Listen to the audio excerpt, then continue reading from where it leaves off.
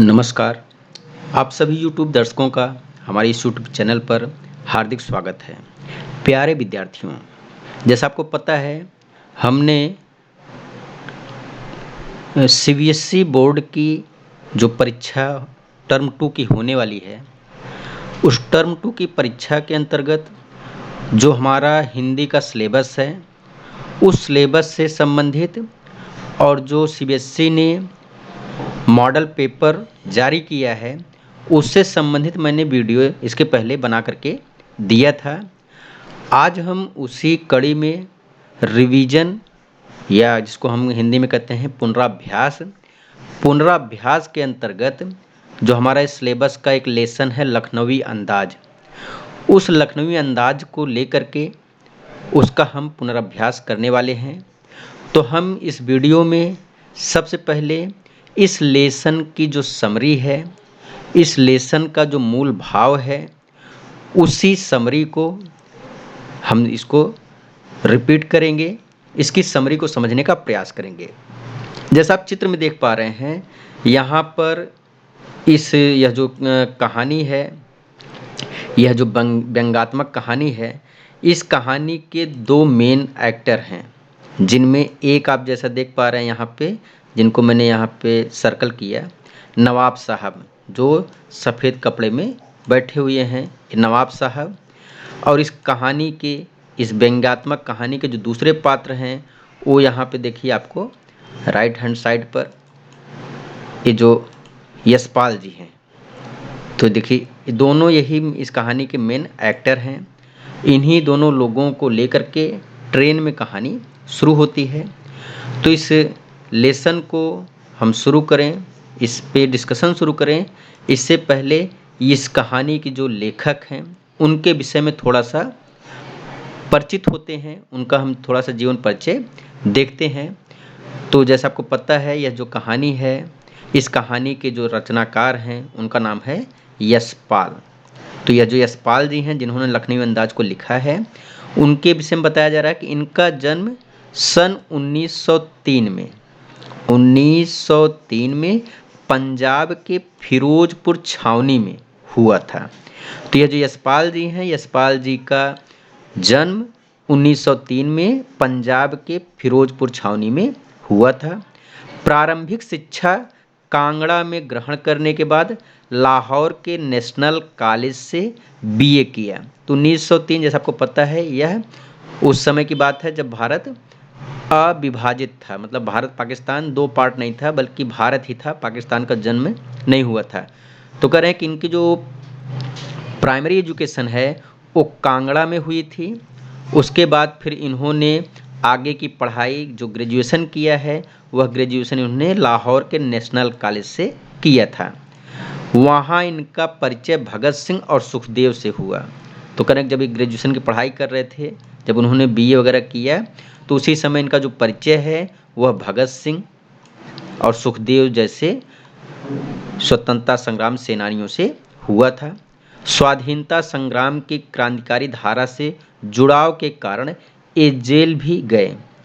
तो जैसा आप देख रहे हैं, इनका जो परिचय था भगत सिंह से था, सुखदेव से था। तो यह भी जो स्वाधीनता संग्राम की क्रांतिकारी धारा थी, उससे इनका भी जुड़ाव था। तो इस वजह से इन्हें भी कई बार ऐसा हुआ इनके साथ कि इन्हें भी जेल की, कह सकते हैं कि सैर करनी पड़ी या जेल इन्हें जाना पड़ा।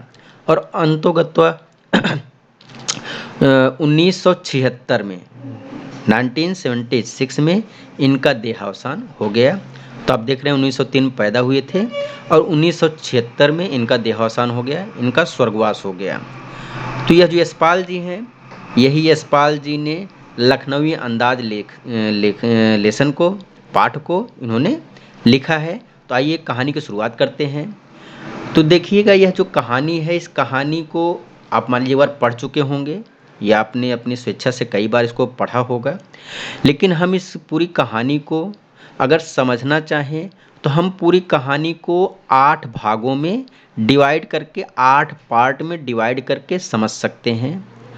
अन्यथा हम इसको मतलब डायरेक्ट भी पढ़ करके समझ सकते हैं, कोई प्रॉब्लम नहीं है। लेकिन फिर भी अगर हम इसको मान लीजिए बाँट करके, डिवाइड करके पढ़ना चाहें, तो हम इसको 8 भाग में डिवाइड करके पढ़ेंगे। तो जैसा आप देख रहे हैं भाग 1, हम पहले पार्ट की बात कर रहे हैं। तो पहले पार्ट में बताया जा रहा है लखनवी अंदाज एक व्यंग्यात्मक कहानी है।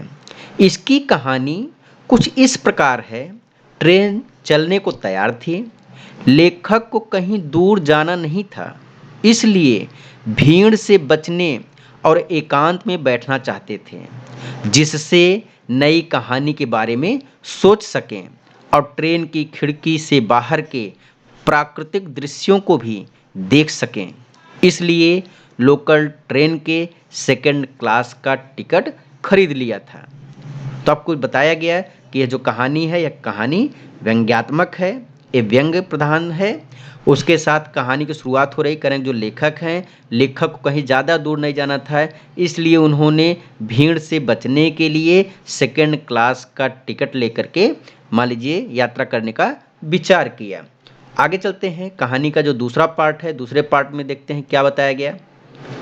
यह बताया कि गाड़ी छूट रही थी, इसीलिए लेखक सेकंड क्लास के एक छोटे डिब्बे को खाली समझकर थोड़ा दौड़कर चढ़ गए। जिस डिब्बे को वो खाली समझकर चढ़े थे, वहां पहले से ही एक लखनवी नवाब, जो कि सफ़ेद पोश मतलब सफ़ेद कपड़ों में बैठे थे। तो पहले से ही एक लखनवी नवाब बहुत आराम से पालथी मारकर बैठे हुए थे। उनके सामने तौलिए पर 2 ताजे खीरे रखे थे। लेखक के आने से उनको अच्छा नहीं लगा था। उनको देख नवाब साहब बिल्कुल भी खुश नहीं हुए, क्योंकि उन्हें अपना एकांत भंग होता हुआ दिखाई दिया। उन्होंने लेखक से बात करने में भी कोई रुचि नहीं दिखाई। लेखक जाकर उनके सामने वाली सीट पर बैठ जाता है। तो जैसा आपने देखा गाड़ी छूटने वाली थी, तो जल्दबाजी में लेखक ने यह सोच करके एक कंपार्टमेंट में एंट्री ली, एक डिब्बे में चढ़ गए कि शायद यह जो कंपार्टमेंट है ये खाली होगा। लेकिन जब वे वहाँ पर जाते हैं तो उन्होंने देखा वहाँ पे ऑलरेडी एक नवाब, लखनवी नवाब वहाँ पे बैठे हुए हैं सफ़ेद कपड़े में, और खूब आराम से पालथी मार करके बैठे हुए हैं। और उनके सामने एक तौलिए है, तौलिए पर 2 ताजे खीरे रखे हुए हैं। लेकिन यह जो लेखक की एंट्री है, यह लेखक की एंट्री नवाब साहब को ज़रा भी अच्छी नहीं लगती है। चलिए आगे चलते हैं, कहानी का जो तीसरा पार्ट है, तीसरे पार्ट को देखते हैं। लेखक का खाली बैठकर कल्पना करने की पुरानी आदत थी, इसलिए वो अपने आने से नवाब साहब को होने वाली असुविधा का अनुमान लगाने लगे। वे सोच रहे थे शायद नवाब साहब ने अकेले आराम से यात्रा करने की इच्छा से सेकंड क्लास का टिकट लिया होगा। तो जैसा आपको बताया गया स्टार्टिंग में ही, ये जो लेखक हैं, लेखक हमेशा एकांत में बैठ करके थिंकिंग करके मान लीजिए रचनाएं लिखने के लिए जाने जाते हैं। उसी पर्पज़ से यहाँ पर भी आए थे। तो उनका मान लीजिए कल्पना करना उनकी पुरानी आदत है। तो कह रहे हैं कि वे जब यहाँ एंट्री करते हैं, जब मान लीजिए कंपार्टमेंट में बोगी में बैठते हैं, तो जब उन्होंने देखा, नवाब साहब को देखा, तो वे महसूस करने लगे, कल्पना करने लगे, सोचने लगे कि मेरे एंट्री से, मेरे आने से यह जो नवाब साहब हैं, नवाब साहब को कंफर्टेबल महसूस नहीं हो रहा है, उन्हें अच्छा नहीं लग रहा है। तो यह मान लीजिए जो लेखक हैं, लेखक की कल्पना है, उन्होंने ऐसा सोच रहे हैं। आगे चलते हैं पार्ट 4, भाग 4 में देखिए फिर क्या होता है। नवाब साहब को यह अच्छा नहीं लग रहा था कि कोई व्यक्ति उन्हें सेकंड क्लास में सफ़र करते देखे। उन्होंने अकेले सफ़र में समय काटने के लिए 2 खीरे खरीदे होंगे। ये सभी आप जो देख रहे हैं, सुन रहे हैं, यह जो लेखक हैं, यशपाल हैं, उनकी अपनी थिंकिंग है, उनकी अपनी कल्पना है, ऐसा सोच रहे हैं। लेकिन अब किसी अनजान व्यक्ति के सामने खीरा कैसे खाएं? नवाब साहब ने गाड़ी की खिड़की से बाहर गौर से देखा और लेखक कनखियों अर्थात तिरछी नज़रों से नवाब साहब की ओर देख रहे थे। तो लेखक बता रहे हैं कि नवाब साहब को ये अच्छा नहीं लग रहा था कि कोई उन्हें सेकंड क्लास के डिब्बे में, कंपार्टमेंट में, बोगी में सफ़र करते हुए देखे। उन्होंने शायद अकेले में समय काटने के लिए एक खीरे लिए रहे होंगे, लेकिन अब वे मान लीजिए नवाब हैं और एक अनजान आदमी के सामने खीरे कैसे खाएं, मतलब खीरे खाएंगे तो उनकी इंसल्ट होगी, उनकी बेइज्जती होगी। तो इस प्रकार से उन्होंने मान लीजिए जो प्लान करके खीरा लिया था, लेखक के आ जाने से, यशपाल के आ जाने से यहाँ पे नवाब साहब को असुविधा हो रही है, ऐसा लेखक सोच रहा है। आगे चलते हैं भाग 5। तो भाग 5 में देखिए क्या बताया जा रहा है। करें फिर अचानक नवाब साहब ने लेखक से खीरा खाने के लिए पूछा, लेकिन लेखक ने नवाब साहब को शुक्रिया कहकर मना कर दिया। उसके बाद नवाब साहब ने दोनों खीरों को लिया और सीट के नीचे से लोटा निकाला और खिड़की के बाहर धोकर तौलिए से पोंछ लिया। जेब से चाकू निकालकर उसके सिर काट लेते हैं, फिर छीलकर उनकी फांकें बनाकर तौलिए पर सजा लेते हैं। उसके बाद उस पर पिसा जीरा और लाल मिर्च मिला नमक डालते हैं। नमक पड़ते ही खीरों से पानी निकलने लगता है। तो यहाँ पे लेखक बता रहे हैं कि जो नवाब साहब हैं, नवाब साहब ने अचानक क्या किया कि जो उनका खीरा था, उस खीरे को एक प्रकार से उन्होंने लेखक से पूछा कि क्या आप भी खीरा खाना पसंद करेंगे? क्या जो मतलब कि मेरे पास जो खीरा है, क्या आप भी इसको खाएंगे? लेखक ने उनको थैंक यू बोल करके, शुक्रिया बोल करके मना कर दिया, नहीं हम नहीं खाएंगे।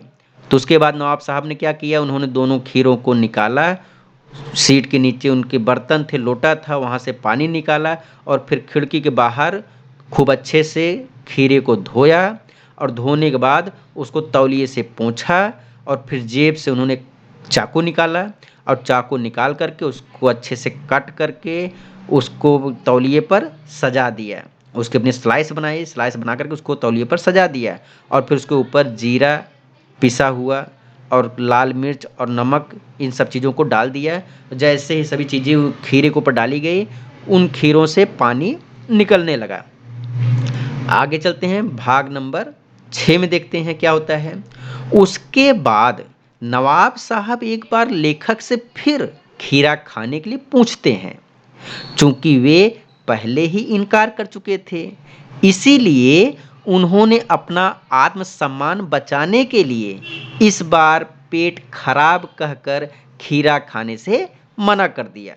वैसे लेखक का खीरा खाने को मन तो कर रहा था।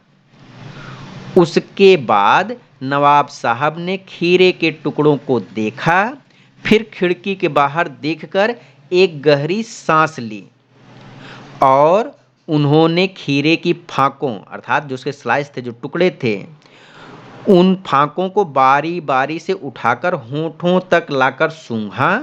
स्वाद के आनंद में नवाब साहब की पलकें मुद गई।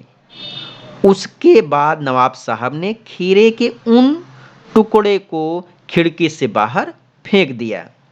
अब देखिए होता क्या है, नवाब साहब ने जब उस सभी खीरे को काट लिया, उसके ऊपर नमक डाल दिया, जीरा डाल दिया, मिर्च डाल दिए, तो अब एक बार उसको रेडी करने के बाद उन्होंने फिर से लेखक से पूछा कि क्या आप इसे खाएंगे? अगर शायद लेखक खाते तो नवाब साहब भी खा लेते, दोनों का मालिक कंपनी बन जाता है। लेकिन यहाँ पर क्या होता है, चूँकि जो लेखक हैं उन्होंने एक बार पहले मना कर दिया था, अब एक बार मना करने के बाद दोबारा फिर कैसे मान लीजिए वो रेडी हो जाए कि हम इसको हाँ ठीक है खाएंगे। उनका मन तो था खाने का, लेकिन फिर भी वे अपना मान सम्मान या कह सकते हैं जो सेल्फ रिस्पेक्ट होती है, सेल्फ रिस्पेक्ट को बनाए रखने के लिए उन्होंने दोबारा बताया कि मेरा जो पेट है, हाजमा है, वो हाजमा खराब हो सकता है या खराब है, इसलिए आपको फिर से धन्यवाद, आपको फिर से थैंक यू, लेकिन मान लीजिए मैं खीरा नहीं खाऊंगा। तो इस प्रकार से मान लीजिए लेखक को जो नवाब साहब ने कहा, तो लेखक ने मान लीजिए खाने से मना कर दिया। अब उसके बाद क्या हुआ, उसके बाद नवाब साहब ने क्या किया, उन्होंने जो खीरा कट करके रखा था उस खीरे को अपने मुंह के पास ले गए और उसको अपने नाक से उसकी जो स्मेल है, उसकी जो गंध है, उसकी जो महक है, खुशबू है, उसको उन्होंने सूंघा, उसको सूंघने का प्रयास किया।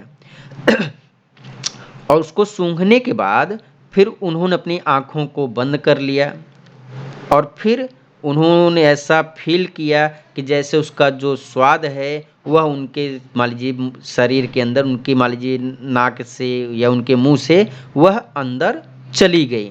और फिर उन्होंने क्या किया, उस खीरे को सूंघने के बाद विंडो से, खिड़की से क्या किया, फेंक दिया। आगे चलते हैं, भाग 7 में देखते हैं क्या होता है। तो खीरे के सारे टुकड़ों को सूंघकर बाहर फेंक दिया। उसके बाद उन्होंने आराम से तौलिए से हाथ और होठों को पोंछा।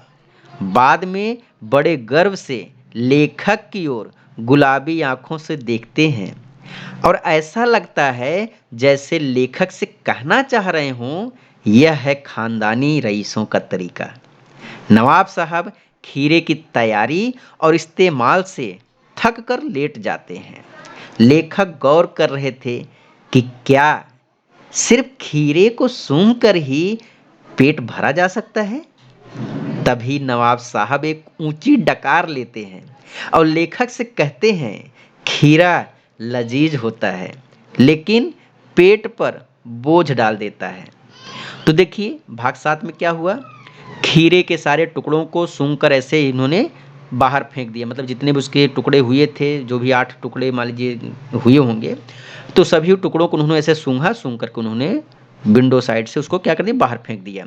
उसके बाद आराम से अपने हाथों को तौलिए से क्या कर लिया, पोंछा, अपने होठों को पोंछा और बाद में बड़े गर्व से, बड़े प्राउड से लेखक की ओर गुलाबी आंखों से देखते हैं और ऐसा लगता है जैसे लेखक से कहना चाह रहे हों। मतलब देखने से ऐसा लग रहा है जैसे लेखक से बताना चाह रहे हैं कि देखा, हम जो रईस हैं, हम जो नवाब लोग हैं, उन लोगों का खाने का तरीका कैसे होता है। शायद ऐसा हुए बताना चाह रहे थे, कहना चाह रहे थे। नवाब साहब की खीरे की तैयारी और इस्तेमाल से थक कर लेट भी जाते हैं। मतलब उन्होंने जो तैयारी की थी, खीरे को काटा था, फिर खाया था, तो फिर बाद में क्या हो गया, अपने बर्थ पर लेट गए। तो उनके लेट जाने के बाद अब जो लेखक हैं, लेखक हमेशा सोचने वाले हैं, अब सोचने लगते हैं कि क्या जिस तरीके से इन्होंने खीरा खाया, क्या रियल में इससे पेट भर सकता है क्या। अभी सोच ही रहे थे, तभी नवाब साहब के मुंह से डकार भी आ जाती है। तो आपको सबको पता है डकार कब आती है, जब हमारा पेट भरा होता है, जब हम कोई चीज़ ज़्यादा खा लेते हैं तब डकार आती है। तो अभी लेखक सोच ही रहे थे कि क्या इस प्रकार से भी पेट भरा जा सकता है क्या। तब तक उनके मुंह से डकार भी आ गई। किसके मुंह से, नवाब साहब के मुंह से। तो अब लेखक से वो कहने लगे कि यह जो खीरा होता है, यह खीरा होता तो लजीज है, मतलब होता तो बहुत अच्छा है, खाने में बहुत स्वादिष्ट होता है, लेकिन पेट पर बोझ डाल देता है। मतलब एक प्रकार से क्या होता है, गरिष्ठ होता है, ये आसानी से पचता नहीं है। तो इस प्रकार से लेखक ने बताने, राइटर ने, सॉरी, नवाब साहब ने बताने का प्रयास किया कि यह जो खीरा है, खीरा होता तो लजीज है लेकिन पेट पर बोझ डाल देता है। आगे चलते हैं, भाग 8 को देखते हैं। तो देखिए भाग 8 बताया जा रहा है, यह सुनकर लेखक के ज्ञान चक्षु खुल जाते हैं। उन्होंने सोचा कि जब खीरे की सुगंध और स्वाद की कल्पना से ही पेट भर कर डकार आ सकती है, तो बिना विचार, घटना और पात्रों के लेखक की इच्छा मात्र से नई कहानी क्यों नहीं बन सकती, अर्थात लिखी जा सकती है। मतलब यहाँ पे प्रश्नवाचक भी लगा है, इसका मतलब ये व्यंग है। तो यह सुनकर लेखक के ज्ञान चक्षु खुल जाते हैं। जब उन्होंने कहा कि भाई खीरा जो होता है, होता तो बहुत लजीज है लेकिन क्या करता है, पेट पर बोझ डालता है। तो यह सुन करके जो लेखक हैं, तो लेखक के ज्ञान चक्षु खुल जाते हैं, मतलब उनको ज्ञान हो जाता है। उन्होंने सोचा कि जब खीरे की सुगंध और स्वाद की कल्पना से ही पेट भर सकता है, डकार आ सकती है, तो क्या जो राइटर होते हैं, जो रचनाकार होते हैं, क्या वो बिना किसी विचार के, क्या बिना किसी घटना के, क्या बिना किसी एक्टर के, पात्र के, क्या लेखक अपनी सिर्फ इच्छा मात्र से नई कहानी नहीं बना सकता है? अर्थात अगर बिना खाए हुए पेट भरा जा सकता है, तो बिना सोचे हुए, बिना मान लीजिए इन सब चीज़ों के कहानी क्यों नहीं लिखी जा सकती? जबकि सत्यता क्या है? बगैर खाए पेट नहीं भरने वाला है, और बगैर पात्रों के, बगैर घटना के, बगैर विचार के ये कोई कहानी या कोई भी रचना लिखी भी नहीं जा सकती है। अर्थात यही अंत में क्या है? व्यंग है राइटर का। किसके ऊपर? नवाब साहब के ऊपर। आगे चलते हैं। तो यह देखिए, जो लेसन आपने भी रिवाइज किया, जिस लेसन को भी आपने पढ़ा, लखनवी अंदाज, इसका मेन संदेश क्या है? एक क्या मैसेज देना चाहता है? तो देखिए, जैसा आपको अब देख पा रहे हैं, लखनवी अंदाज नामक पाठ के माध्यम से लेखक यह संदेश देना चाहता है कि हमें अपना व्यवहारिक दृष्टिकोण विस्तृत करते हुए दिखावेपन से दूर रखना चाहिए या दूर रहना चाहिए। हमें वर्तमान के कठोर यथार्थ का सामना करना चाहिए तथा काल्पनिकता को छोड़कर वास्तविकता को अपनाना चाहिए, जो हमारे व्यवहार और आचरण में भी दिखना चाहिए। तो इस प्रकार से यह जो लेसन है, इस लेसन के माध्यम से यह जो दिखावेपन की दुनिया है उसके ऊपर व्यंग किया गया है। और यह जो मान लीजिए काल्पनिकता है, इमेजिनेशन है, उसके ऊपर मान लीजिए व्यंग किया गया है। और मान लीजिए हमें बताया गया है, समझाया गया है कि हमें हमारा जो वस्तु स्थिति है, जो हमारी वास्तविक स्थिति है, हमें उसी के अकॉर्डिंग चलना चाहिए, उसी के अकॉर्डिंग व्यवहार करना चाहिए। हमारा आचरण भी उसी प्रकार से होना चाहिए, न कि दिखावेपन जैसा होना चाहिए। तो इस प्रकार से यह जो लेसन था, इस लेसन का हमने एक बार पुनरअभ्यास किया। इस लेसन का जो समरी है, सारांश है, उसको हम लोगों ने देखने का प्रयास किया। तो अगले वीडियो में हम लोग इसके जो प्रश्न होंगे, उन प्रश्नों के विषय में डिस्कशन करने वाले हैं, उन प्रश्नों को देखने वाले हैं। तो आपने इस वीडियो को देखा, इसके लिए आप लोगों को बहुत बहुत धन्यवाद। मिलेंगे फिर एक नए वीडियो में।